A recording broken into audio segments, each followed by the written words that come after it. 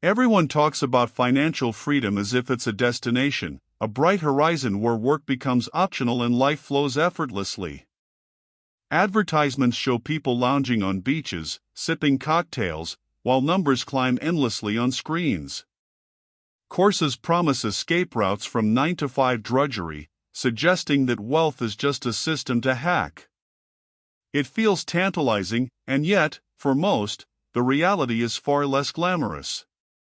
Bills stack up, unexpected expenses appear, and the freedom once imagined seems just out of reach. The gap between the dreams sold to us and the reality lived can feel crushing. People follow these scripts of success, chasing illusions they were conditioned to crave, only to discover that wealth alone rarely brings the peace or autonomy promised. And here lies the subtle question, the one few dare to ask: are we chasing freedom or simply participating in a game designed to keep us running in circles, mistaking motion for liberation? From the moment we're young, subtle messages shape how we perceive success. In school, we are taught to measure achievement by grades, prizes, and future earning potential. Peer comparison begins early: who has the newest gadget, who wears the right brand, who fits in by keeping up with trends. Even well-meaning parents often reinforce the notion that a stable paycheck equals security, and security equals freedom. Advertisements amplify this quietly, presenting a life where happiness and status are inseparable from wealth. We absorb these lessons almost unconsciously, internalizing the belief that money is the ultimate measure of our worth. And yet, beneath the surface, something doesn't quite add up. Countless people reach financial milestones yet feel trapped, empty, or disconnected from what truly matters. Alan Watts pointed out that freedom cannot be purchased, it is experienced from within.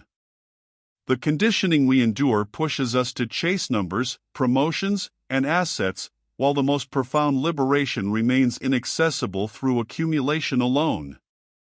Recognizing this hidden programming is the first step toward questioning the system and imagining a life where choice and presence define freedom, not money. Chasing financial goals relentlessly can feel like running on a treadmill that only speeds up. Time slips through your fingers, relationships fray, and the simple joys of life fade into the background. Stress becomes a constant companion, a subtle hum beneath every decision, as if every choice must somehow increase wealth or secure a future that always seems just out of reach. Many wake each day with a sense of duty rather than desire, measuring their worth in numbers and achievements, while their own sense of self quietly erodes.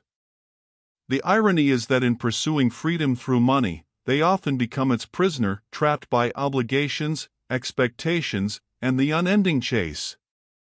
And here lies the question that gnaws quietly: what if the life you've been striving for isn't freedom at all, but a carefully crafted illusion? What if the very thing promised to liberate you is the subtle source of your confinement? Alan Watts was not your typical philosopher, nor a conventional critic of society. He looked at life with a rare clarity, peeling back layers of assumption to reveal truths often hidden beneath cultural norms. To him, the pursuit of wealth and material success was frequently mistaken for freedom, when in reality it often obscured it. Watts suggested that happiness and fulfillment are not products to be acquired, nor milestones to be reached, but experiences to be noticed and cultivated in the present moment. He questioned the unquestioned: why do we work tirelessly for a future that may never satisfy us? Why do we believe control comes from accumulation, rather than awareness? His insights compel us to examine the invisible chains of habit, expectation, and societal pressure, inviting a radical rethinking of what it means to live freely. In a world obsessed with status and measurable success, Watts' perspective cuts sharply against the grain, revealing that true autonomy lies not in what we own, but in the consciousness we bring to each moment. The question naturally arises: if wealth cannot buy freedom, what can?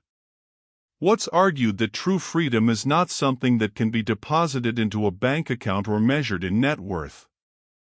It exists in the subtle awareness of the present moment, in the ability to act without being entirely governed by obligation or expectation. When people pursue money as an end in itself, they often trade autonomy for the illusion of control, binding themselves to schedules, debts, and societal pressures. Detachment, in what sense, does not mean neglect or laziness. It means recognizing that wealth is a tool, not a definition of life's value. Consciousness, mindfulness, and the deliberate choice to prioritize experience over accumulation become the currency of freedom. This reframing challenges deeply held beliefs. Can someone be rich in a conventional sense yet still feel trapped, while another, living modestly, experiences profound liberty? By examining these contrasts, viewers are invited to question their own definitions of success. What does it mean to truly live freely? What's perspective encourages a shift from chasing numbers to cultivating awareness, from accumulating possessions to savoring presence, suggesting that the path to freedom lies less in what you collect and more in how you inhabit each moment. Alan Watts often warned against the invisible trap of later thinking, the habit of postponing happiness for some undefined future moment when everything will finally align. Many people assume that if they endure enough sacrifice, climb enough rungs on the career ladder, or accumulate sufficient wealth, freedom and satisfaction will eventually arrive. Yet in practice, the later rarely comes as imagined. Life is a series of moments, and by deferring joy and presence, we risk missing the only time that truly exists, now. Ambition and delayed gratification are not inherently wrong, but when they dominate every decision, they create a cycle of perpetual dissatisfaction. The mind becomes a treadmill, always measuring what is lacking rather than appreciating what is already present. Watts challenges viewers to reconsider the cost of this endless future orientation, the emotional strain, the missed connections, the quiet erosion of life's richness. By highlighting this cognitive dissonance, he urges a mental recalibration, prompting a reflective question: what if the freedom we chase tomorrow is unavailable because we never live today? Recognizing this tension sets the stage for confronting the deeper myths behind financial freedom itself. The idea of passive income has been sold as the ultimate shortcut to freedom. Set it up once, and watch money flow endlessly while you live without worry. Marketing campaigns and online gurus paint glossy pictures of luxury, travel, and endless leisure, implying that autonomy is merely a matter of creating a system. Yet the reality is far less glamorous. Most passive income streams demand constant attention, updating content, monitoring markets, troubleshooting issues, or keeping up with algorithm changes. The illusion lies in the framing: set it and forget it rarely exists outside of polished advertisements. Even those who achieve substantial returns often find themselves tethered to emails, analytics dashboards, or client expectations, trading one form of stress for another. True autonomy is not about eliminating effort entirely but aligning effort with purpose, reducing unnecessary friction, and regaining mental space.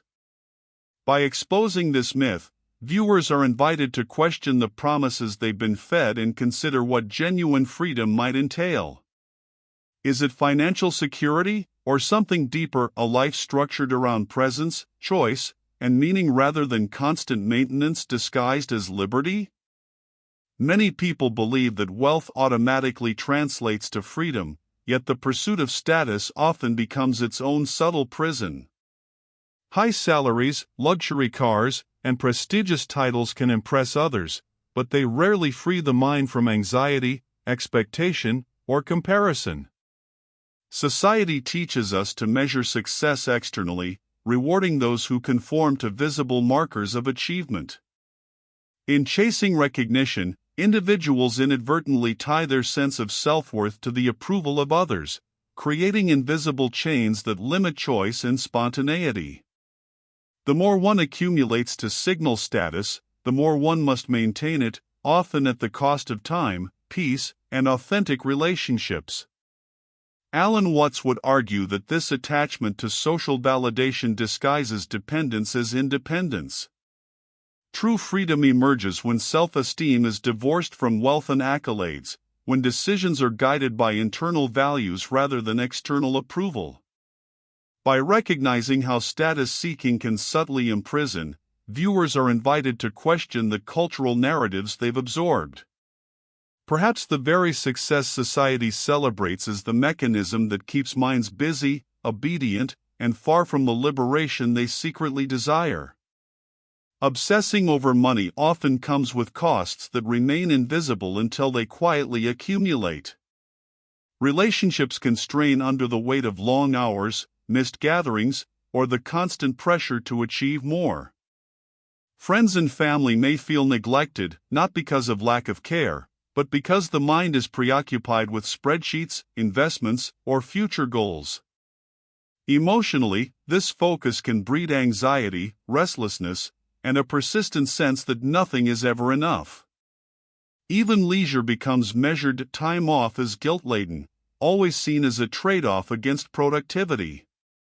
Mentally, the relentless pursuit of financial milestones can narrow perception, reducing life to calculations, schedules, and outcomes rather than moments of presence or genuine curiosity. Watts observed that by prioritizing accumulation over experience, people inadvertently sacrifice the very freedom they are chasing.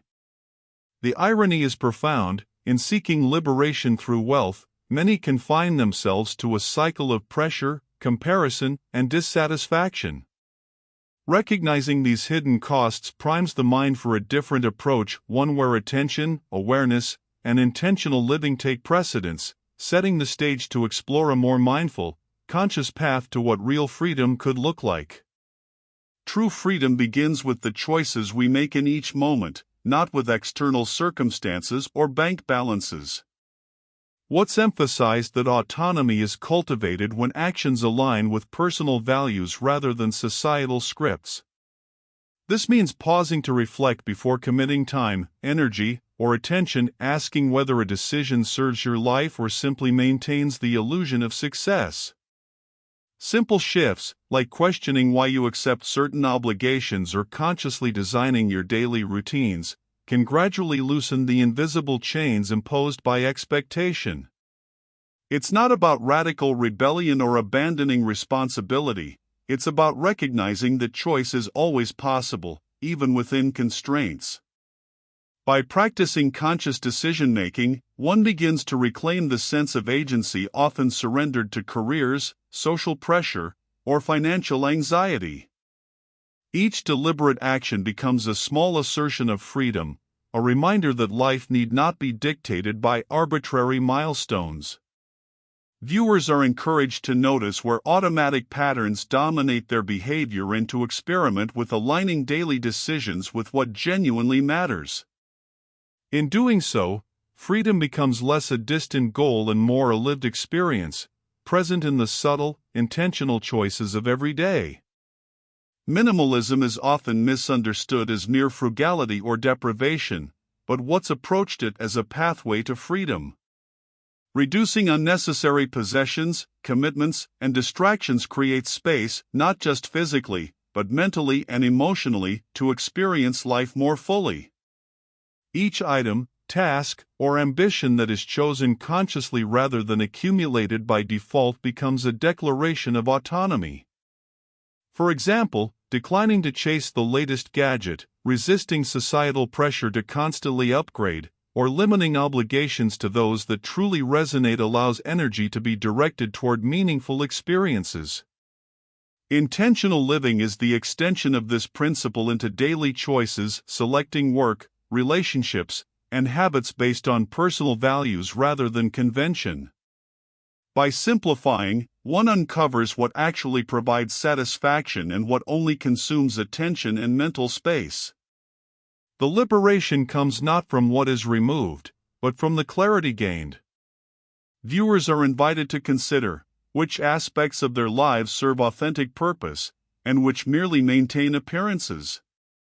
In practicing minimalism and intentional living, freedom shifts from being a distant aspiration to a tangible, present reality, accessible through mindful choices that cultivate presence, agency, and quiet satisfaction.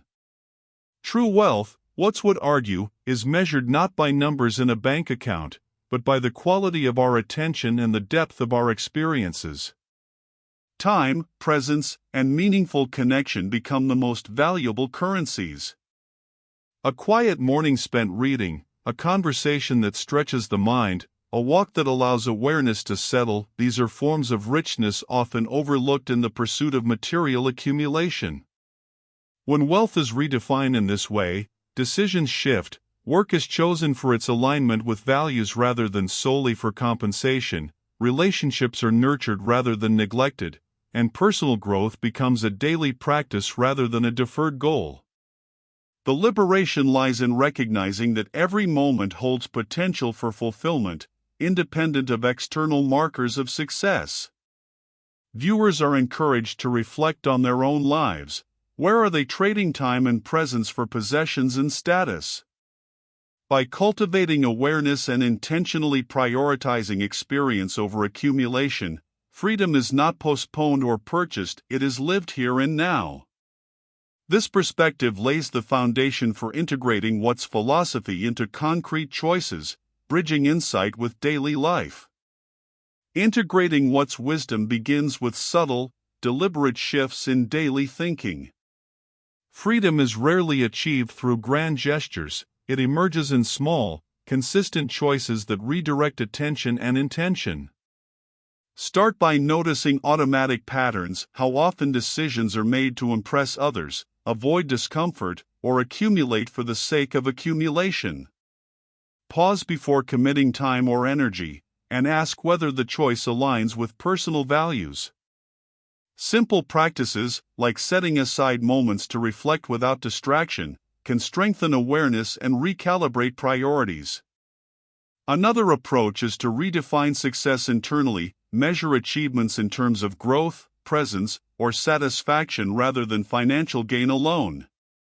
Even minor adjustments, such as limiting unnecessary tasks, declining obligations that don't serve purpose, or consciously savoring routine activities, gradually create mental space.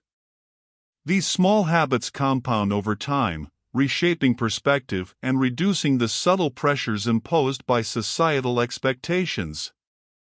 By practicing this awareness daily, viewers can begin to internalize the sense of freedom Watts described, showing that mental shifts precede lifestyle changes. Autonomy, once cultivated internally, then naturally extends to work, finances, and personal time, creating a life that feels less dictated and more consciously lived.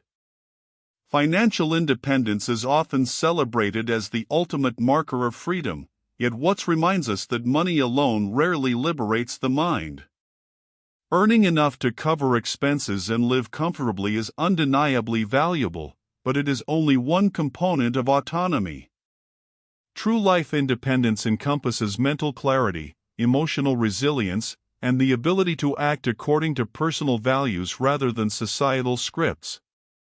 Many who achieve financial security find themselves constrained by new pressures, managing wealth, protecting status, or sustaining appearances.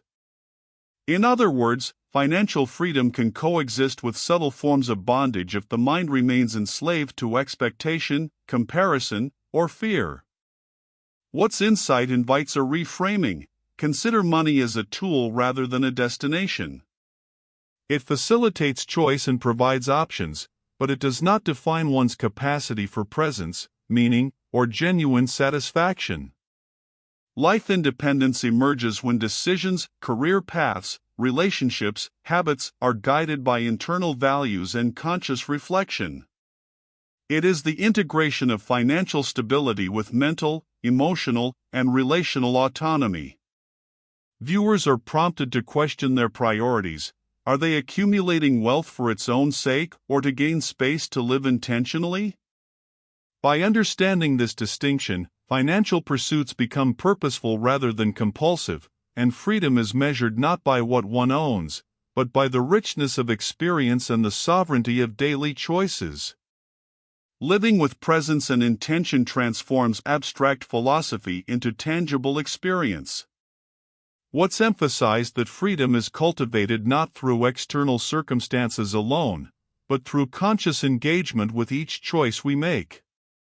In everyday decisions, whether about work, social interactions, or personal habits, the opportunity for autonomy is constant if we are attentive.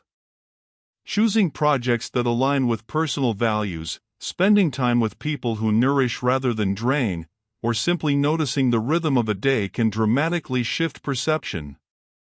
Relationships benefit when presence replaces distraction, listening fully, responding thoughtfully, and valuing moments over multitasking deepens connection and enriches life. Even career decisions, often framed as obligations or climbing ladders, can be approached intentionally, selecting paths that offer growth, satisfaction, or alignment with purpose rather than mere income. Intentional living also means observing impulses without being controlled by them, creating mental space for reflection, creativity, and deliberate action. Over time, these practices cultivate inner freedom, the ability to respond thoughtfully rather than react habitually, to savor each moment without deferring life to some distant future.